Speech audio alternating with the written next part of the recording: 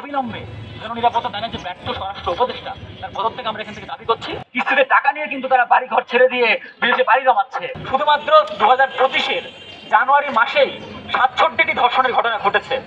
রক্তে আমার বোনের রক্তের উপর দিয়ে এখানে বসে আছেন বন্ধুগণ, তাহলে আমার বোন ভাইয়ের যে রক্তের আকাঙ্ক্ষা ছিল সেই আকাঙ্ক্ষা অবিলম্বে পূরণ করুন, না হয় ক্ষমতা ছেড়ে দিন। এখানকার সাধারণ মানুষ তার অধিকার আদায় করে নিতে পারে, সেই অধিকার আদায়ের লড়াই চলছে বন্ধুগণ। সমাজতান্ত্রিক ছাত্রগণ শিক্ষা সংস্কৃতি মনুষ্যত্ব রক্ষার সাথে সাথে এখানকার জনগণের যে কথা, জনগণের আকাঙ্ক্ষা যে লড়াই, সেই লড়াইকে ধারণ করে আন্দোলন গড়ে তোলা, অধিকার আদায়ের কথা বলার চেষ্টা করে বন্ধুগণ। সেই লড়াই আপনারা অংশগ্রহণ করবেন সেই আশাবাদ ব্যক্ত রাখছি বন্ধুগণ। সমাজ কলেজের ছাত্র বন্ধুরা যারা আমাদের কথা শুনছেন, আশেপাশে দাঁড়িয়ে দেখছেন, তাদেরকে আমাদের সংগঠন সমাজতান্ত্রিক ছাত্রফ্রন্টের পক্ষ থেকে শুভেচ্ছা জানাচ্ছি। বন্ধুগণ, আপনারা জানেন যে যে যে পরিস্থিতিতে এই সময় আমরা এখানে দাঁড়িয়েছি, কথা বলছি, আপনারা জানেন সারা দেশে এই সময় লাগাতার ধর্ষণ, নারী নির্যাতন, নিপীড়ন, খুন, ছিনতাই, রাহাজানি, ডাকাতির মতো ঘটনা দিন দিন ঘটছে এবং তা বাড়ছে। আপনারা জানেন যে গত পরশু দিনের প্রথম আলো রিপোর্টে প্রতিবেদন অনুযায়ী দেখা যাচ্ছে যে সেখানে 2202টি ধর্ষণের ঘটনা রিপোর্ট হয়েছে 2022-এ।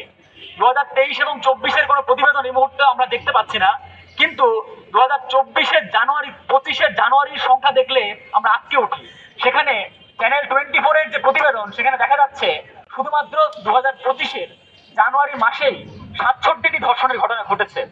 এবং এই বছরের ফেব্রুয়ারি মাসে আপনারা কালের কণ্ঠের যে প্রতিবেদন দেখেছেন, সেখানে 65 ঘন্টায় 72টি ধর্ষণের ঘটনা ঘটেছে। এই রিপোর্ট নিঃসন্দেহে আতঙ্কজনক এবং ভয়ঙ্কর ভাবে আমরা আটকে উঠছি এটা দেখে। এই যে সমাজ অভ্যন্তরে প্রতিনিয়ত ধর্ষণের মতো যে পৈশাচিক ঘটনা, যে ভয়ানক ঘটনা ঘটছে, আমাদের কিন্তু এই ঘটনাটা ভাবাচ্ছে। ফলে আমরা দেখব একদিকে যেমন নারী নিপীড়ন, ধর্ষণ বাড়ছে, ঠিক তেমনি তার সঙ্গে সঙ্গে কিন্তু সারা দেশে ছাত্রদের মধ্যে, জনগণের মধ্যে একটা ব্যাপক প্রতিবাদ ফুসে উঠছে এই সময়। এর মধ্যে বিকারুন্নেসা এবং ইডেন কলেজের শিক্ষার্থীদের যে প্রতিবাদ, সেটা খুবই উল্লেখযোগ্য। এই সময় নারীরাও যে দাঁড়াচ্ছে, তাদের কথাগুলো তারা বলছে, এই কথাটি খুবই গুরুত্বপূর্ণ এই কারণে। পাশাপাশি আমরা সমাজতান্ত্রিক ছাত্রফ্রন্টের পক্ষ থেকে সামাজিক দায়বদ্ধতার জায়গা থেকে আপনাদের সামনে এই সম্পর্কিত আমাদের কিছু কথা আমরা রাখবো। আপনারা সেই কথাগুলো একবার বিচার করে দেখবেন।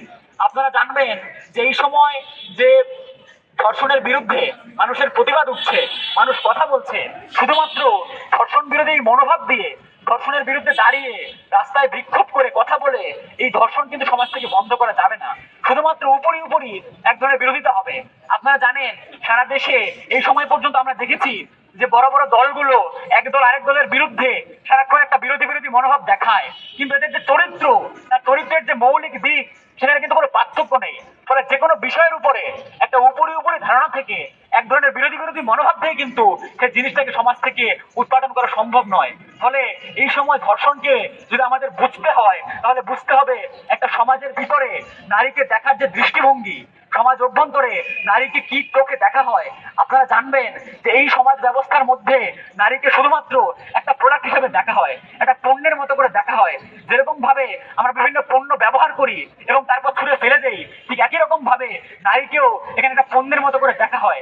আপনারা এও জানবেন ঢাকা বিশ্ববিদ্যালয়ের যে মার্কেটিং ডিপার্টমেন্ট, সেখানে তারা পড়ায় যে কোনো একটা পণ্যের যদি বিজ্ঞাপন করতে হয়, সেই পণ্যকে যদি ভালোভাবে বাজারে আনতে হয়, তাহলে সেই পণ্যের বিজ্ঞাপনের সঙ্গে আরো একটা পণ্য যোগ করতে হয়। সেই পণ্য হচ্ছে কি?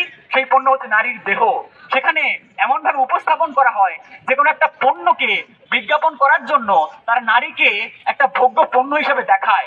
এক ধরনের সেক্সুয়াল আপিল তৈরি করার চেষ্টা করা হয়, যার মধ্য দিয়ে সমাজ অভ্যন্তরে যে বিকৃত মানসিকতা, সেই মানসিকতাকে তৈরি করা হয়। এর মধ্য দিয়ে সমাজে নারীকে দেখার দৃষ্টিভঙ্গিটা আমি আপনাদের সামনে বললাম। এই যে দৃষ্টিভঙ্গি, পুরুষের যে আধিপত্যমূলক দৃষ্টিভঙ্গি, যে ক্ষমতার দৃষ্টিভঙ্গি, নারীকে নিম্নমুখী রাখার যে দৃষ্টিভঙ্গি, যে চিন্তা, সেই চিন্তার মধ্য দিয়ে কিন্তু একজন ধর্ষক হয়ে ওঠে বন্ধুগণ। আপনারা এও মনে রাখবেন যে একজন মানুষ জন্ম থেকে ধর্ষক হয়ে গড়ে ওঠে না। একটা সমাজের বিশেষ বাস্তবতায়, একটা বিশেষ পরিস্থিতির মধ্য দিয়ে কিন্তু একজন মানুষ ধর্ষক হয়ে ওঠে। ফলে তাহলে কোন অবস্থার মধ্যে একজন মানুষ ধর্ষক হয়ে ওঠে? এই কথাটি না বলে, এই কথাটিকে বিচার না করে কিন্তু শুধুই ধর্ষকের শাস্তি মৃত্যুদণ্ড কিংবা ধর্ষককে জনসম্মুখে পাথর নিক্ষেপ করে হত্যা করার মধ্য দিয়ে কিন্তু সমাজ অভ্যন্তর থেকে এই যে ধর্ষক নামক যে উৎপীড়ন, যে ভয়ানক সামাজিক ব্যাধি, এই ব্যাধিকে কিন্তু চিরতরে দুষ্প্রাপন করা সম্ভব নয়। ফলে আপনাদের জানতে হবে, এই যে সমাজ ব্যবস্থা আমরা দেখছি, দীর্ঘ 53 বছর ধরে আমরা দেখছি একের পর এক মানুষের মধ্যে ধর্ষণ, নিপীড়ন, যৌনতা, আকাঙ্ক্ষার মধ্য দিয়ে যে অন্যায় অবিচার চলছে। আপনারা জানবেন এখানে একদিকে প্রতিদিন ধনীরা ধনী হচ্ছে, আরেকদিকে গরিব মানুষ আরো গরিব হচ্ছে।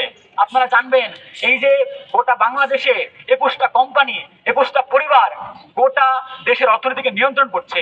এর মধ্য দিয়ে লক্ষ লক্ষ বেকার তৈরি হচ্ছে। এই যে বেকারত্ব, এই যে যুবক সমাজের কাজ হচ্ছে, তারা পর্নোগ্রাফিতে আসক্ত হচ্ছে, তারা ছিনতাই করছে, লুট করছে। এই যে বেকারত্বের গ্লানি, সেই গ্লানি থেকে মুক্তি পাওয়ার আকাঙ্ক্ষা থেকেই কিন্তু তারা এস্কেপ করার চেষ্টা করছে, পালিয়ে যাওয়ার চেষ্টা করছে। ফলে আমরা দেখবো আমাদের গ্রামগুলো ফাঁকা হয়ে যাচ্ছে, আমাদের গ্রাম থেকে তরুণরা বিদেশে পাড়ি জমাচ্ছে, কেউ জমি জমা বিক্রি করে, ধার করে, কিস্তিতে টাকা নিয়ে কিন্তু তারা বাড়ি ঘর ছেড়ে দিয়ে বিদেশে পাড়ি জমাচ্ছে। সেখানেও আমরা দেখবো যে জাহাজে করে যাওয়ার সময় বহু লাশ নিখোঁজ হয়ে যাচ্ছে। এই যে পরিস্থিতি আমরা গত বছরের রিপোর্টে দেখেছি যে থাইল্যান্ডের বড় বড় দ্বীপগুলোতে বহু মানুষের যে কঙ্কাল পাওয়া যাচ্ছে। এই তরুণরা কিন্তু এই বাংলাদেশ সহ এই যে এশিয়ার দেশগুলো থেকে, দরিদ্র দেশগুলো থেকে মানুষের পালিয়ে বাঁচার চেষ্টা করার মধ্য দিয়ে। ফলে আমি বলতে চাচ্ছি, যে রাষ্ট্রে আমরা বসবাস করছি, এই রাষ্ট্রের মধ্য দিয়ে একজন মানুষ ধর্ষক হয়ে ওঠার সমস্ত আয়োজন, সমস্ত উপাদান এখানে রাখা হয়েছে। ফলে একজন মানুষের মধ্যে এই যে অর্থনৈতিক দুঃশাসন, বাজারে যে অস্থিরতা, সমাজ অভ্যন্তরে নীতি নৈতিকতা মূল্যবোধের সংকট, এই সংকটের মধ্য দিয়ে মানুষ কিন্তু ধর্ষক হয়ে উঠছে। ফলে একে যদি নিষ্পাত করা না যায়, উৎপাদন করা না যায়, তাহলে কিন্তু সমাজের মধ্যে এরকম অন্যায় অবিচার বাড়তে থাকবে। ফলে এই মধ্য দিয়ে কিন্তু ধর্ষকও তৈরি হবে বারে বারে। ফলে যদি আমাদেরকে সমাজ থেকে ধর্ষক এবং ধর্ষণকে বন্ধ করতে হয়, তাহলে কিন্তু যে সমাজ ব্যবস্থা বৈষম্যমূলক, যে অর্থনীতির মধ্য দিয়ে মানুষে বিভাজন বাড়ছে, যে অর্থনীতির মধ্য দিয়ে সবচেয়ে বেশি মুনাফা অর্জনের চেষ্টা করা হয়, যে অর্থনীতির মধ্য দিয়ে মানুষকে ধর্ষক তৈরি করার উপাদান তৈরি করা হচ্ছে, যে অর্থনীতির মধ্য দিয়ে মানুষকে চূড়ান্ত পর্যায়ে অমানুষ করা হচ্ছে, মানুষের মানবিক মূল্যবোধ, মানবিক গুণাবলীগুলোকে সমস্ত কিছুকে নিঃশেষিত করে দেওয়া হচ্ছে, সেই অর্থনীতি, সেই সমাজ ব্যবস্থাকে যদি আমরা ভাঙতে না পারি, তাহলে কিন্তু সমাজ থেকে আমরা কোনোভাবেই ধর্ষক এবং ধর্ষণ করার উপাদানকে নষ্ট করতে পারবো না। ফলে সমাজতান্ত্রিক ছাত্রফ্রন্ট শিক্ষা, সংস্কৃতি, মনুষ্যত্ব রক্ষার যে সংগঠন, যে লড়াই সে করতে চায়, তার পাশাপাশি সামাজিক দায় থেকেও কিন্তু এই সামাজিক সংকটেও সে দাঁড়ায়। ফলে আমরা আপনাদের সামনে প্রত্যাশা করবো, আগামী দিনের আমাদের যে লড়াই, সে লড়াই আপনারা যুক্ত হবেন, সঠিক সংগঠনকে আপনারা বুঝবেন, সঠিক রাজনীতিকে আপনারা চিনে নেবেন, মানুষের শক্তিকে আপনারা চিনে নেবেন, জনগণের শক্তিকে আপনারা চিনে নেবেন, ছাত্রদের যে প্রকৃত শক্তি, সেই শক্তির সঙ্গে আপনারা একত্রিত হবেন, সেই শক্তিকে শক্তিশালী করবেন। এই বলে আজকের যে প্রতিবাদ সমাবেশ, সেই প্রতিবাদ সমাবেশ আমি এখানে শেষ করছি এবং সর্বশেষ অবিলম্বে জননিরাপত্তা দানের যে ব্যর্থ স্বরাষ্ট্র উপদেষ্টা, তার পদত্যাগ আমরা এখান থেকে দাবি করছি। এই বলে আপনাদের সবাইকে শুভেচ্ছা জানিয়ে আমাদের এই সমাবেশ এখানে শেষ করছি। ধন্যবাদ।